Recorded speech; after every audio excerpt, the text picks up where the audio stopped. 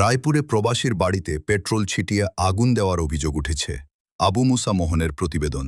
লক্ষ্মীপুরের রায়পুর উপজেলার ৯ নম্বর ইউনিয়নের ৫ নম্বর ওয়ার্ডে হাজি আছলাম বেপারি বাড়ির প্রবাসী রজ্জব আলীর বাড়িতে ২০ জুলাই ভোর ৪টার দিকে পেট্রোল ছিটিয়ে আগুন দেওয়ার অভিযোগ উঠে। ঘটনাটি স্থানীয়দের মধ্যে ব্যাপক আতঙ্কের সৃষ্টি করেছে। স্থানীয় সূত্রে জানা যায়, দুর্বৃত্তরা বাড়িতে পেট্রোল ছিটিয়ে আগুন ধরিয়ে দেয়। তবে এলাকাবাসীর দ্রুত প্রচেষ্টায় ও রায়পুর ফায়ার সার্ভিস আগুন নিয়ন্ত্রণে আনা সম্ভব হয়। এতে বাড়ির বিভিন্ন অংশ ক্ষতিগ্রস্ত হয়েছে বলে প্রাথমিকভাবে জানা গেছে। বাড়ির মালিক মোসাম্মদ রুমা আক্তার দাবি করেন, এ ঘটনায় প্রায় ৫০ লাখ টাকার ক্ষয়ক্ষতি হয়েছে।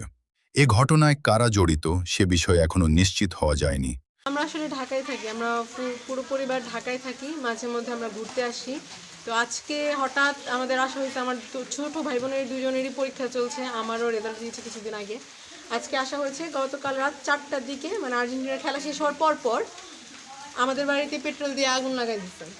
কিছুদিন আগে টুকটাক ঝামেলা হয়েছে আমার চাচাতো ভাইয়ের বউয়ের সাথে, এই নিয়ে জ্যাঠাতো ভাইয়ের বউয়ের সাথে। আমার জ্যাঠাতো ভাই আবার ও সৌদি প্রবাসী। আমার ভাই আমাদেরকে হুমকি দিছে যে আমাদের বাড়ি ঘর জ্বালাই দিবে, আমার 2 ভাইকে হত্যা করবে, আমার বাবাকে হত্যা করবে। আর এই বিষয়ে কোনো থানায় অভিযোগ করছিল? একটা জিডি করা আছে আমাদের, কারণ এর আগে আমার জ্যাঠাতো ভাইয়ের বউ আমার আম্মুর গায়ে হাত তুলছে। আজকে ফজরের টাইমে আর কি এই ঘরটা আমরা নামাজ পড়ে দেখি যে এখানে আওয়াজ হইতেছে, ফুটতেছে।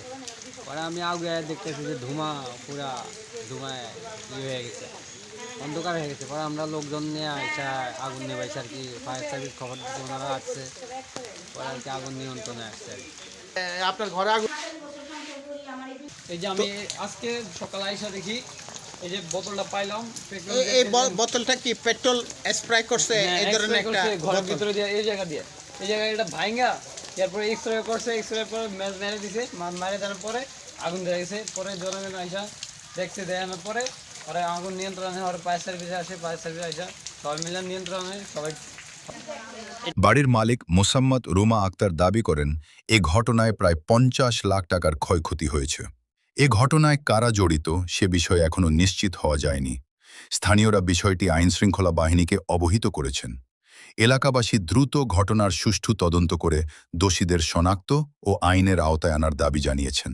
এই ব্যাপারে হায়দরগঞ্জ পুলিশ পরিদর্শক মো বেলায়েত হোসেন বলেন, আমাদের কাছে একটি অভিযোগ এসেছে, তদন্ত করে ব্যবস্থা নেওয়া হবে।